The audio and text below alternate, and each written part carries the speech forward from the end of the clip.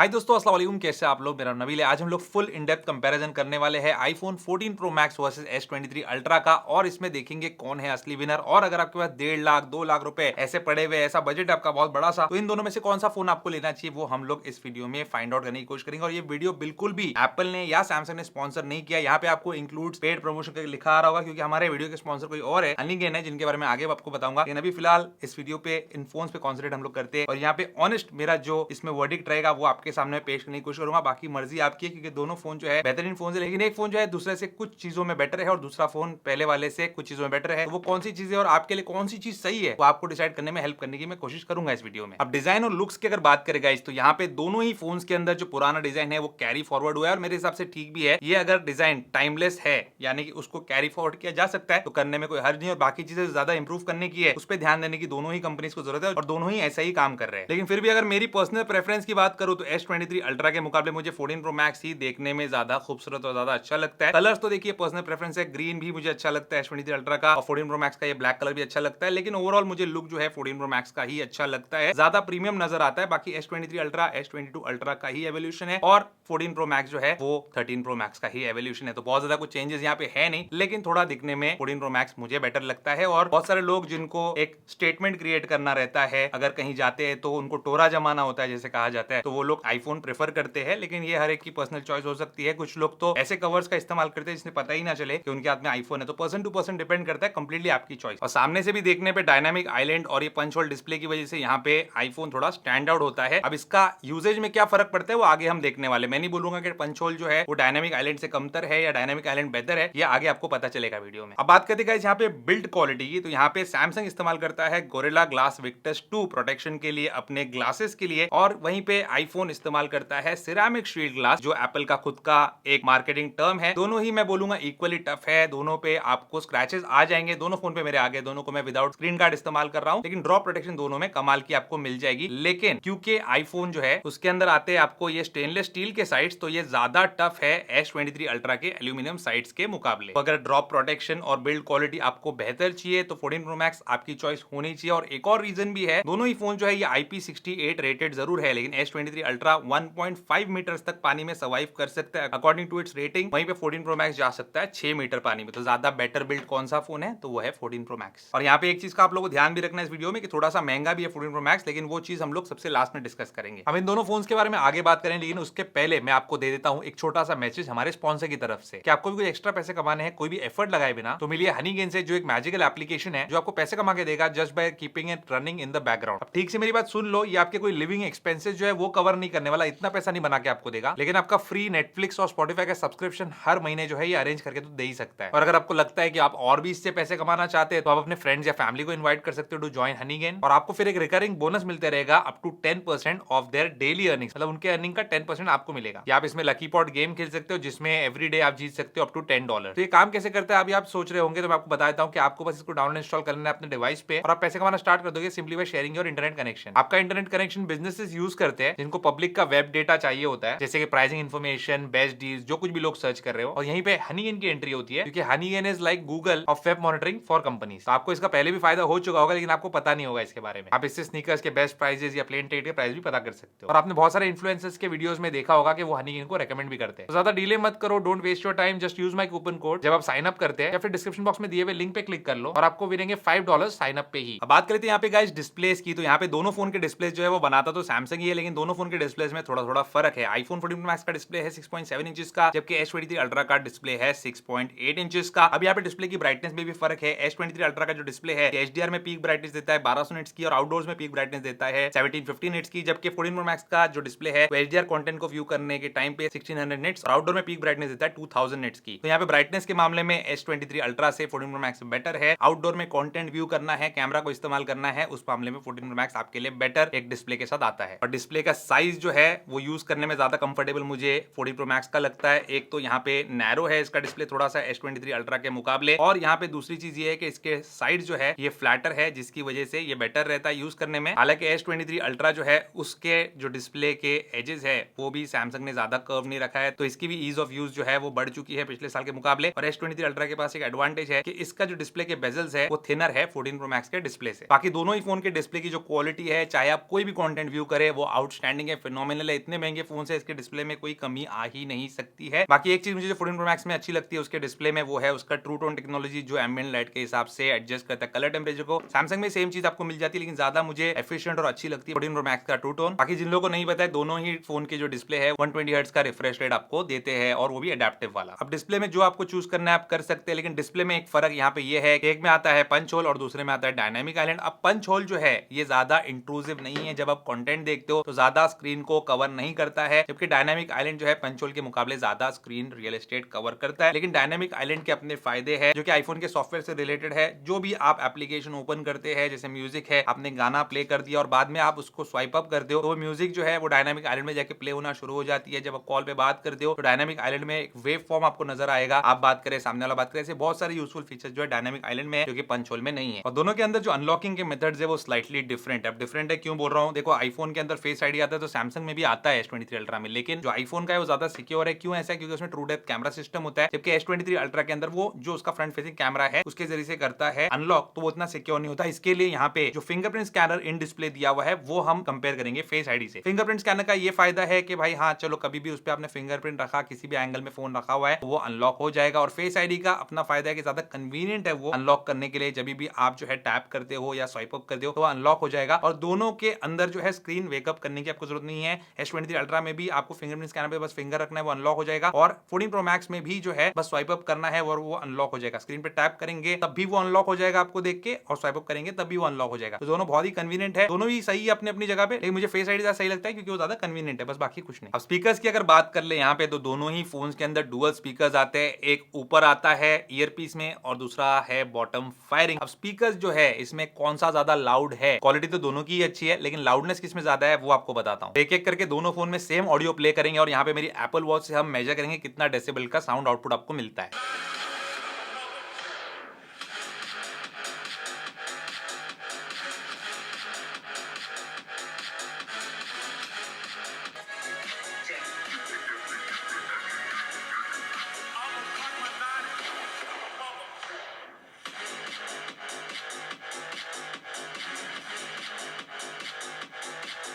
तो यहाँ पे देखा आपने जो स्पीकर का आउटपुट है दोनों ही फोन्स का। S23 अल्ट्रा जो है यहाँ पे हमारे इस टेस्ट में 84 डेसिबल दिखा रहा था, और ये 14 Pro Max जो है ये 88 डेसिबल तक जा रहा था, लेकिन दोनों ही उतना आउटपुट दे सकते हैं। लेकिन मुझे स्लाइटली लाउडर लगा 14 Pro Max का स्पीकर, मैं regular day to day life में यूज भी करता हूँ, लेकिन ठीक है इतना कोई फर्क नहीं, 19-20 का ही फर्क है। अब बात करते हैं यहाँ पे दोनों फोन के परफॉर्मेंस के बारे में, तो दोनों ही फोन जो है सबसे बेस्ट परफॉर्मेंस देते हैं अपने अपने सेगमेंट में। अब यहाँ पे जो कंपेरिजन है परफॉर्मेंस का, it is not that easy, मतलब एक ऐप आपको खोल के दिखाऊंगा, किसमें कोई ऐप पहले खुल रहा है, किसी में कोई ऐप, और आपकी जिंदगी में इससे कोई फर्क पड़ने वाला नहीं, क्योंकि फ्लैगशिप लेवल के फोन है और इसका परफॉर्मेंस जो है सालों साल आपको अच्छा ही देखने मिलेगा। लेकिन जो रॉ परफॉर्मेंस है वो किसमें बेटर है, उसके लिए हमारे पास Geekbench के स्कोर्स है, तो वो हम कंपेयर कर लेंगे। लेकिन उसके पहले आपको बता दूं कि एप्पल के आईफोन 14 Pro Max में आता है A16 Bionic with 6GB of RAM, वहीं पे S23 अल्ट्रा के अंदर आता है Snapdragon 8 जनरेशन 2, जो कि उनका लेटेस्ट प्रोसेसर है Snapdragon का, विद 12GB ऑफ रैम। लेकिन iOS में रैम की रिक्वायरमेंट उतनी होती नहीं, तो 6GB of RAM is equal to 12GB of RAM, ये समझ के चलिए। अब यहाँ पे Geekbench के स्कोर्स ही जो हम क्यों कंपेयर कर रही है समझ लीजिए, Antutu के क्यों नहीं कर रहे, क्योंकि Antutu की वेबसाइट पे आप जाएंगे तो साफ तौर पे लिखा है कि iOS का और Android का जो Antutu स्कोर का मेजरिंग सिस्टम है वो काफी अलग है, और उनको कंपेयर नहीं किया जा सकता, क्योंकि स्कोर्स आपको हमेशा गलत बताएंगे उसके अंदर। मतलब अगर आप दोनों को कंपेयर करते हो तो, क्योंकि आईफोन के कम बताएंगे, एंड्रॉइड फोन के ज्यादा बताएंगे, क्योंकि उनका मेजरमेंट का तरीका ही अलग है। लेकिन Geekbench का ऐसा नहीं है, Geekbench में दोनों का जो परफॉर्मेंस का क्राइटेरिया पे टेस्ट किया जाता है वो दोनों में कंपेरेबल है। तो सीपीयू स्कोर्स अगर हम कंपेयर करते हैं तो सिंगल और मल्टी कोर स्कोर दोनों ही 14 Pro Max जो है ज्यादा है S23 अल्ट्रा से। लेकिन ये जो स्कोर्स थे सीपीयू वाले सिंगल और मल्टी कोर के, ये कोई इतना बड़ा जमीन आसमान का डिफरेंस नहीं है, बहुत ही कम डिफरेंस है। लेकिन जो असली डिफरेंस आपको नजर आएगा वो है जीपीयू के स्कोर में, जो खास करके गेमर्स के बहुत काम आते हैं। तो तकरीबन यहाँ पे 5000 पॉइंट्स का जो है डिफरेंस आपको देखने मिलता है जीपीयू स्कोर में, यानी कि आप समझ ही सकते हो इससे कि गेमिंग परफॉर्मेंस जो है 14 Pro Max का कितना अच्छा है। इनफैक्ट पिछले साल का जो चिपसेट है एप्पल का,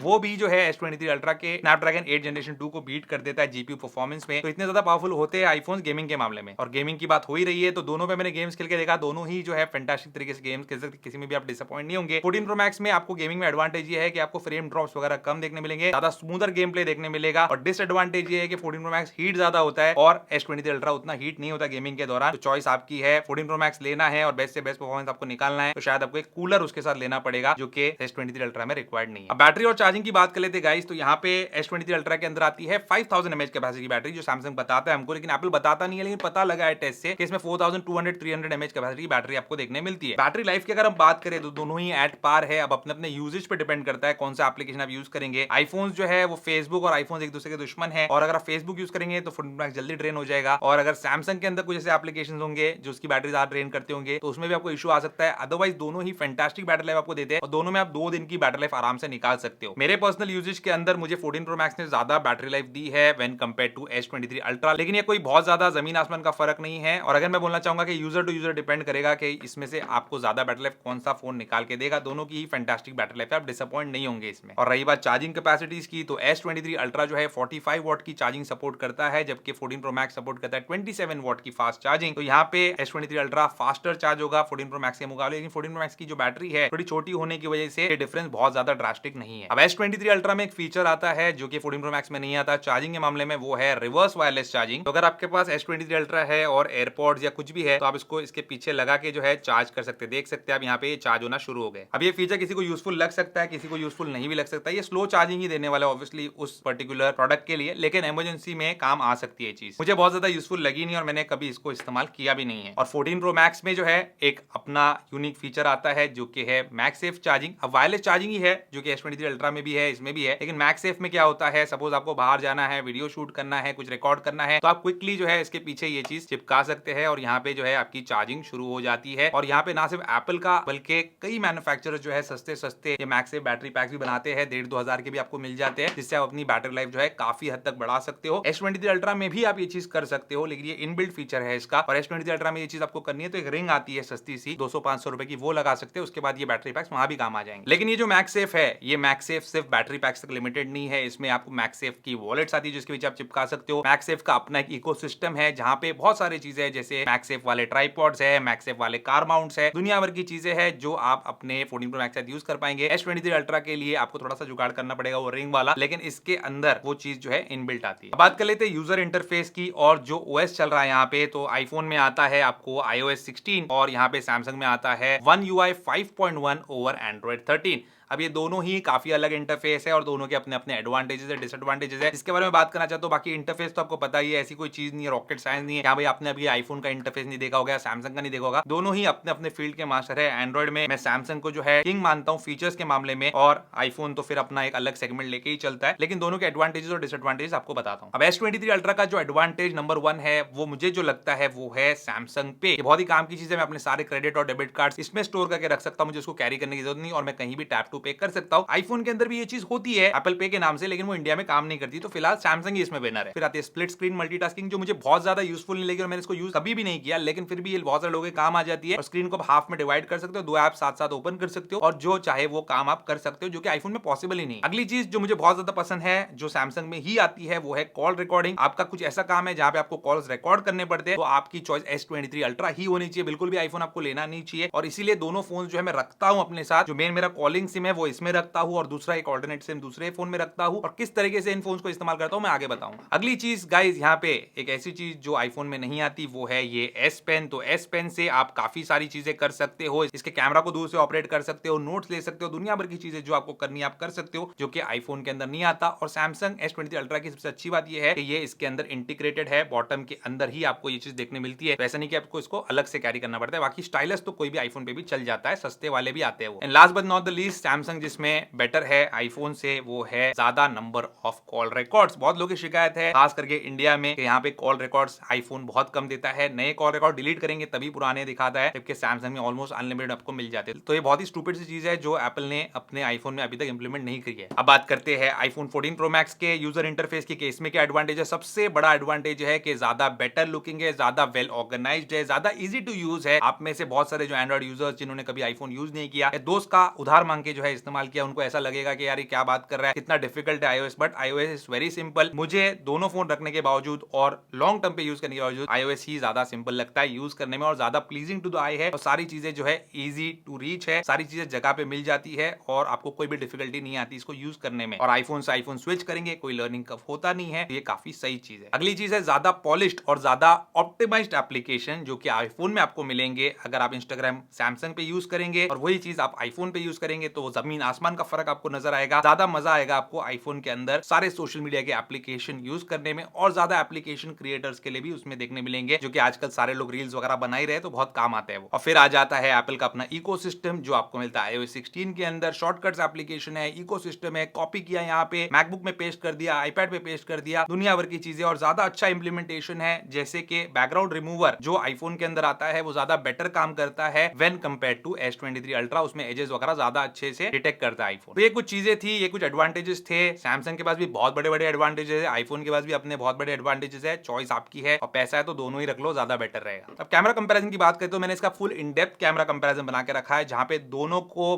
बहुत ही ऑनेस्टी के साथ मैंने कंपेयर किया है, और जो उसका रिजल्ट आया वो मैं आपको यहाँ पे बता देता हूँ। बाकी यहाँ पे आई बटन पे क्लिक करके वाला वीडियो आप देख सकते हैं, चाहे डिस्क्रिप्शन में लिंक है, वहां से जाके आप देख लीजिए। S23 अल्ट्रा का एडवांटेज है इसका 200 मेगापिक्सल कैमरा और एक एक्स्ट्रा कैमरा जिसमें आपको 10x ऑप्टिकल जूम मिल जाता है। वहीं पे 14 प्रो मैक्स के अंदर आपको देखने मिलता है 48 मेगापिक्सल का कैमरा, लेकिन इसके अंदर काफी सारे एडवांटेजेस है। इसके ऊपर वो क्या है, इस कंपैरिजन का छोटा सा आपको क्लिप बता के मैं एक्सप्लेन कर देता हूं। अगर फोटोज की हम बात करें तो यहाँ पे क्लियर विनर जो है वो S23 अल्ट्रा है। यहाँ पे day time night time photos हो या day time night time portrait photos हो, ये सारे S23 अल्ट्रा बेटर निकालता है 14 प्रो मैक्स से। डिफरेंस जमीन आसमान का तो नहीं, लेकिन है। और जो डिफरेंस ज्यादा मुझे नजर आया वो आया पोर्ट्रेट फोटोज में, जहां पे एज डिटेक्शन आईफोन में उतना अच्छा नहीं है जितना S23 अल्ट्रा में। मैक्रो मोड के फोटोज भी जो है S23 अल्ट्रा में आपको बेटर निकल के आते हैं, और जूमिंग कैपेबिलिटीज भी S23 अल्ट्रा की ज्यादा है when compared to iPhone 14 pro max. और जो 200 मेगापिक्सल का कैमरा है, अगर आप बैनर वगैरह छपाना चाहते हैं अपना फोटो लेके, तो वो भी उसमें काम आ जाएगा, जहां पे S23 अल्ट्रा का 200 मेगापिक्सल में आप ज्यादा जूमिंग कर सकते हो when compared to 48 megapixel of 14 pro max. तो स्टिल फोटोग्राफी का विनर है S23 अल्ट्रा, लेकिन यहाँ पे गेम पलट जाता है जब हम बात करते हैं वीडियो की। आईफोन की वीडियो में आपको देखने मिलता है बेटर इमेज स्टेबलाइजेशन, तो अभी भी सैमसंग जो है इमेज स्टेबलाइजेशन में आईफोन का मुकाबला नहीं कर सका है। और रही बात सिनेमैटिक वीडियो मोड की, तो दोनों ही phones 4K cinematic video mode निकाल सकते हैं, लेकिन यहाँ पे सैमसंग जो है इसमें कंप्लीटली हार जाता है आईफोन से, क्योंकि आईफोन तो अच्छा खासा या ठीक ठाक बोलिए चलो सिनेमैटिक वीडियो मोड का इस्तेमाल कर पाता है, लेकिन सैमसंग के अंदर जब आपका सब्जेक्ट मूविंग हो तो उसके फेस पे बार बार वो ब्लर करते रहता है और ब्लर छोड़ते रहता है, जिसकी वजह से वो फुटेज जो है यूजेबल ही नहीं रहती। और आईफोन में ज्यादा इजीली आप अच्छे से जो है बाद में बैकग्राउंड ब्लर वगैरह और जिसके फेस पे फोकस आपको रखना है वो भी एडजस्ट कर सकते हो। और इमेज स्टेबलाइजेशन के अंदर दोनों के पास एक एक फीचर ऐसा दिया हुआ है, जो कि है आईफोन में एक्शन मोड और सैमसंग में सुपर स्टेडी मोड, जिसकी इमेज स्टेबलाइजेशन को और बढ़ा देता है। लेकिन यहाँ पे भी अगर आप देखेंगे इस वीडियो के अंदर, तो आईफोन इज परफॉर्मिंग बेटर और ज्यादा क्लियर और ज्यादा स्टेबल फुटेज जो है वो 14 प्रो मैक्स निकालता है अपने एक्शन मोड के साथ। दोनों में से मेरी चॉइस कौन सी रहेगी कैमरास के लिए, तो वो रहेगी आईफोन 14 प्रो मैक्स, क्योंकि भाई अपन वीडियो क्रिएटर है और फोटोज भी ये जो है बहुत कोई कम नहीं निकालता है S23 अल्ट्रा के मुकाबले। डेफिनेटली S23 अल्ट्रा फोटोज में बेटर है, लेकिन वीडियोस के मामले में जो है S23 अल्ट्रा इससे हार जाता है। लेकिन चॉइस आपकी है, फोटोज का ज्यादा आपका जो काम होता है S23 अल्ट्रा ले लो आप। अब यहाँ पे बात कर लेते हैं दोनों के एक्सेसरीज के बारे में, क्योंकि आप महंगा फोन लेते हो तो पैसे वाले हो आप, और एक्सेसरीज भी आप खरीदोगे तो आईफोन जो है यहाँ पे किंग है, और आईफोन का एक्सेसरी का मार्केट बहुत बड़ा है। एंड्रॉइड वाले जो है थोड़ा खर्चा करने में हिचकिचाते हैं, ऐसा सोचते हैं एक्सेसरीज मैन्युफैक्चरर, इसलिए वो ज्यादा एक्सेसरीज कुछ बनाते हैं नहीं। तो सैमसंग के जितने आपको एक्सेसरीज मिलेंगे उससे 1000 गुना ज्यादा जो है आपको 14 प्रो मैक्स के एक्सेसरीज मिलेंगे, चाहे वो केसेस हो, चाहे वो अलग अलग मैक्स सेफ की एक्सेसरीज हो, या बहुत कुछ हो, सारी चीजें जो है आप अपने आईफोन के साथ इस्तेमाल कर पाएंगे। वहीं S23 अल्ट्रा के लिए उतने एक्सेसरीज मार्केट में नहीं होते। अब स्टोरेज वेरिएंट्स की बात करते हैं तो S23 अल्ट्रा का जो सबसे छोटा स्टोरेज वेरिएंट है वो है 256 GB वाला, फिर आता है 512, फिर आता है 1 टेराबाइट। वहीं पे 14 प्रो मैक्स में ज्यादा स्टोरेज वेरिएंट्स आते हैं 128 GB,